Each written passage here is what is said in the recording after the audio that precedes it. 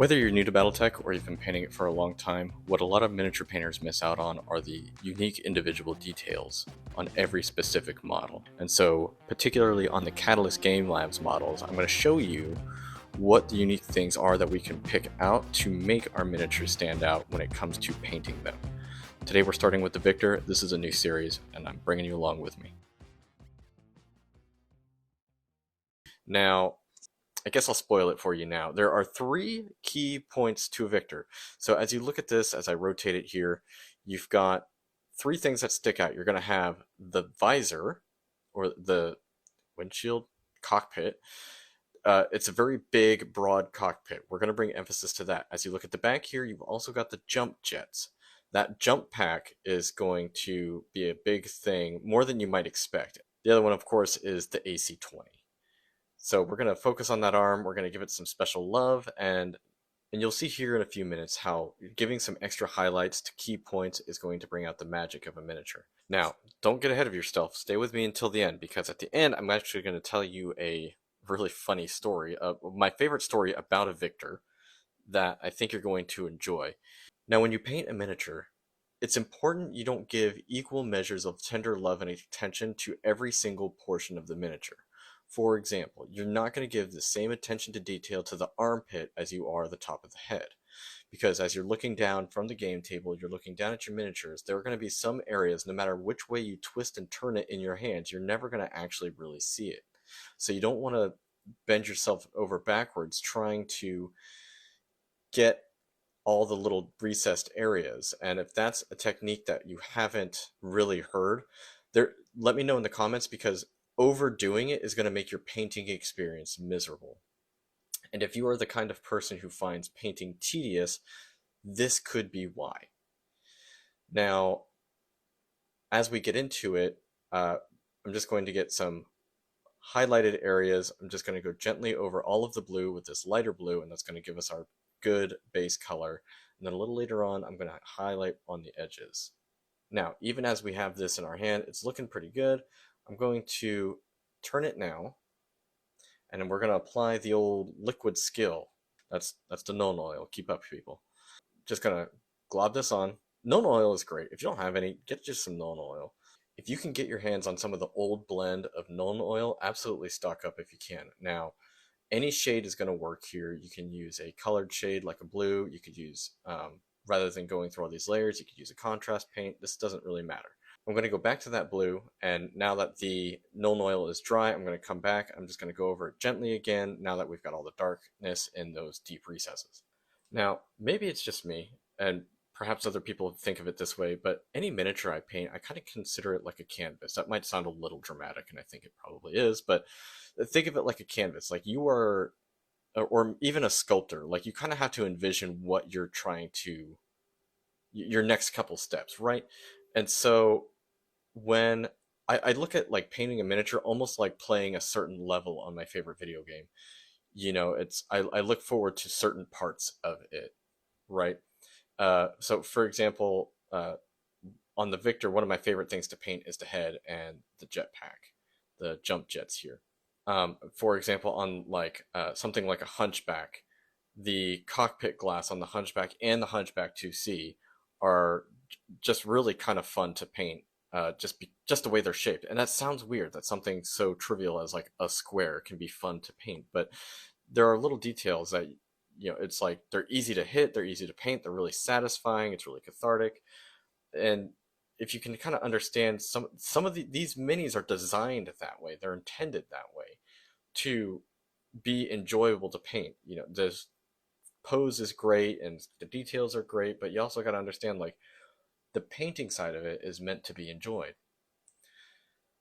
So when it comes to secondary details, everything gets silver. I have a dark silver that I love to use for most things, and so that goes on anything that's not going to be blue. What's nice about BattleTech is that when in doubt, you can just paint it black, paint it silver, you know, kind of shake out the details later. This part is really hard to screw up. You really can't overdo this because you're talking about a big unit here, and it's going to have a lot of little metal bits. So, I mean, you could paint this whole thing silver, which, if you've never done that, actually looks pretty good. That said, Get some silver on there, get some copper colors on there, and you'll be right as rain. It's important when doing these silver parts that not only are you getting the joints, the missile packs, but you're also getting the weapons on the arms, you're getting the murder mittens, and any additional little details, heat sinks, that sort of thing. Okay, now that the silver's done, we're pretty much almost all the way there. And we're now getting ready to start doing the details. So now I've got the heat sinks, I've gotten the joints, I've gotten the jump jets, and all these other tertiary little spots here. The one spot that you'll see that I missed is actually the action on the AC-20, ironically. Now, this part is not super critical to our build here, but this is the iconic Davian stripes that go up vertically across the left-hand side. What I do now, rather than the headache I went through in the past, is I lay down a base coat of a tan color and then do my white over that, and then red goes over that as well, very quickly, very easily. Now, the white that I use, and as you can see here, going into the jump jets, is a titanium white. The brand does not matter. Titanium white comes in an ink. That's what you want to get. You want a titanium white ink. I got mine from Hobby Lobby. Pro Acryl's titanium white is supposed to be really, really good. You can get it anyone. Anyone is going to be fine. Now, I'm not only going to put it in the jump jets, I'm going to put it underneath the jump jets. We're going to do a little bit of speed paint techniques here, and we're going to do color over the white, and that's going to give us a jump jet glow.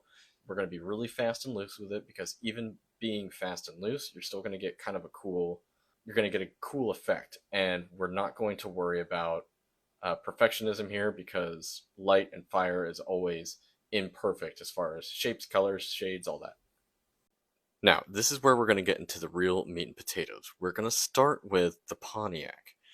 Now, there's a couple of things that we're going to do to this autocannon that we're going to do to make it unique. One thing we're going to do is we can focus on this chamber here. We're going to focus on the barrel on the outside. We're also going to focus on the barrel on the inside. I'm going to get this drill bit, and we have the perfect place to start boring out that barrel. Now, a lot of people do this for like their Warhammer minis. I truly never feel the need to do this, but it is one of those things that steps up your game just a little bit. It's just a nice attention to detail. Now, this I believe is a 1/16 drill bit. It's the smallest drill bit in my normal drill bit set, so if that helps you. Just carefully stick your drill in, bore it out a little bit. Basically, you just want to go deep enough to where you don't see the back of it anymore, right? Now, that's literally it. We're done with that part. So now we can move on to doing the barrel. And what we're going to do, we're going to do some barrel burn. So I've got 3 different colors here. I've got a flesh wash for that bronzy, coppery look to go over the silver. And I'm using some speed paints in the appropriate colors to go over that silver as well. Speed paints over silver is bananas. If you've never done it before, I encourage you to do it. And in this case, it makes for some really quick, really easy, simple effects. There's a couple ways to do this. We're going to do this the super easy way. The back third of the barrel, we're going to cover in the flesh tone wash. You can go halfway up if you want. Just make sure you wait till it dries before you start applying the purple. The purple we're going to do in the middle third. And you're going to apply that. I kind of tried to do them a little bit at an angle, just to try not to make them straight lines. Of course, I screwed this up right here. I try to fix it. As you can see, I bring it up, and again, we're going fast and loose here. The effects of heat is a force of nature, so it doesn't have to be uniform, right? It doesn't have to be perfect. After that, we're going to let that dry. We're going to move on to the jump jets. Now, for the jump jets, again, we're talking about heat, radiating heat, lighting, things like that. So I'm going to apply a orange. I actually attempted a orange wash, and I didn't like it. So I dabbed it up, and I'm going to apply a speed paint instead.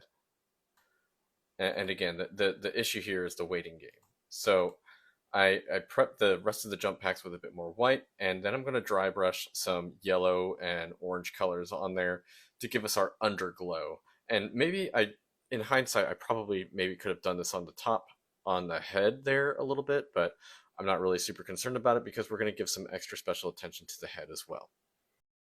Now, when it comes to the visor, I did not do a lot of footage on the visor, but as you can see right here, there are 3 panels to this visor. The important part about making this visor pop, and paint your visor however you normally paint your visor, but what you want to do is you want to give some hard highlight edges to where that center panel is separate from the left and the right panel.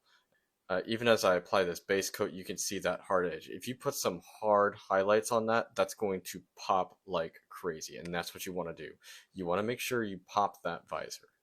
Okay, so now here are some bonus points on this head that we can do. These are optional. Now, if you look, you have these, what are like 4 to 6 diagonal lines pointing away from the cheeks. I've painted these separately before, and if you want, you can also do this ring around the head, around the crown. I have done this before. I have painted that previously on a older mini as like a golden halo, and it turns out really good. If I have a picture, I will show it somewhere. Likewise, if you want to do those diagonal lines, like you could paint those browns and suddenly you've got a beard. Some sort of mutton chop. Like I could see this getting painted in like fantasy colors, like a dwarf. Replace that autocannon with an axe, and you would have like a really cool thematic, like heavy dwarven warrior, right?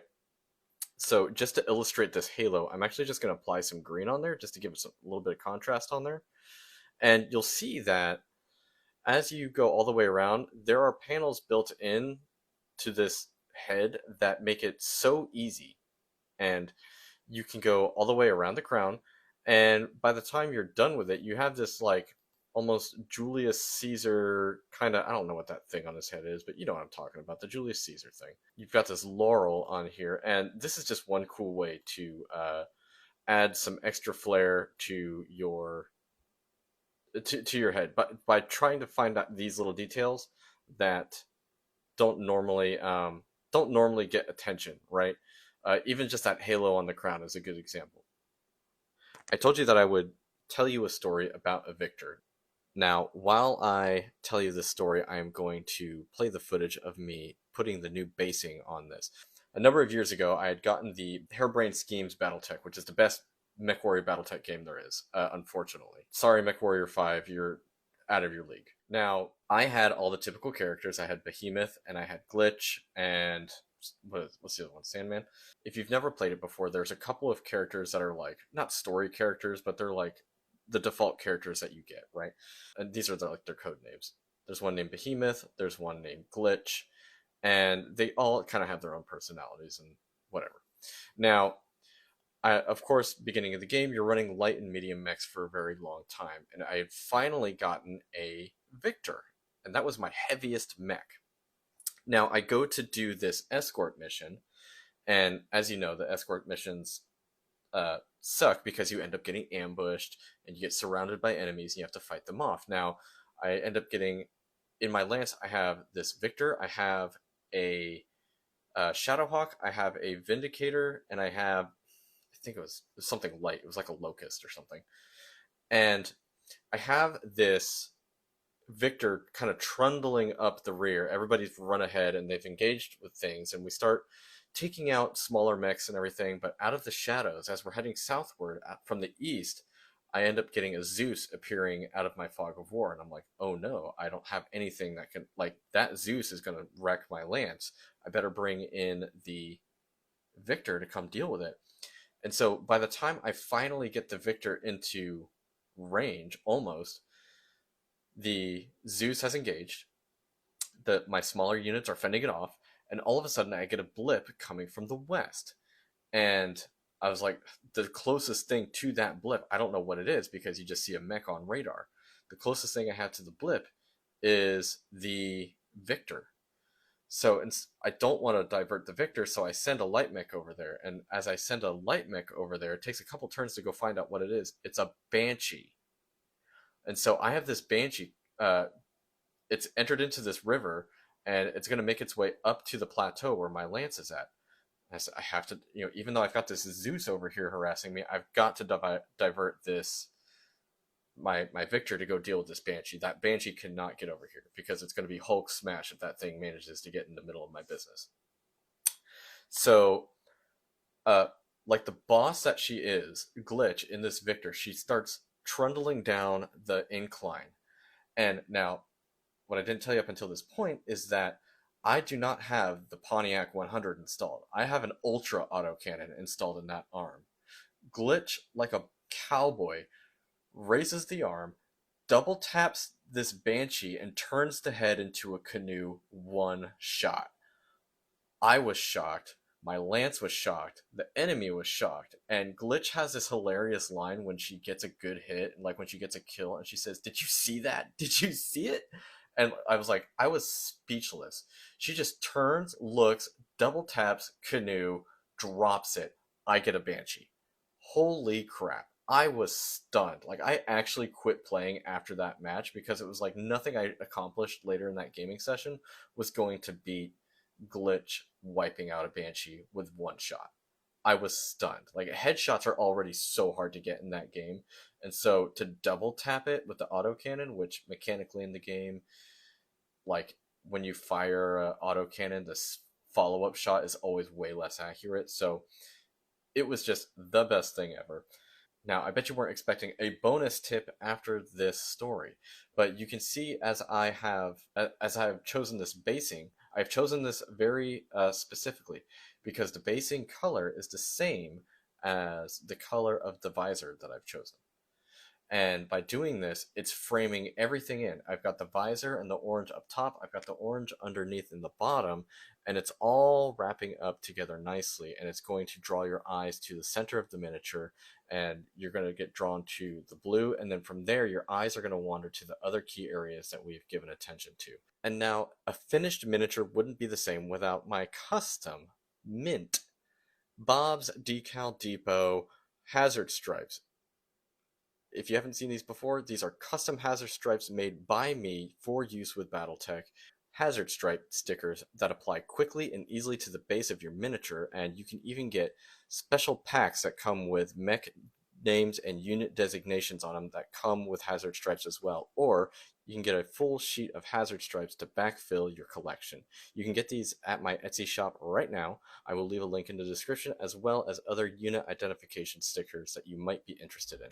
So I hope you've enjoyed this video. If you found that helpful, please give me a follow. Next week, we're doing Atlas, and I want you to follow me along in the series. If there's a specific mech that you want me to do, leave a comment in the sections below, and let me know what you want to see next. Thank you so much.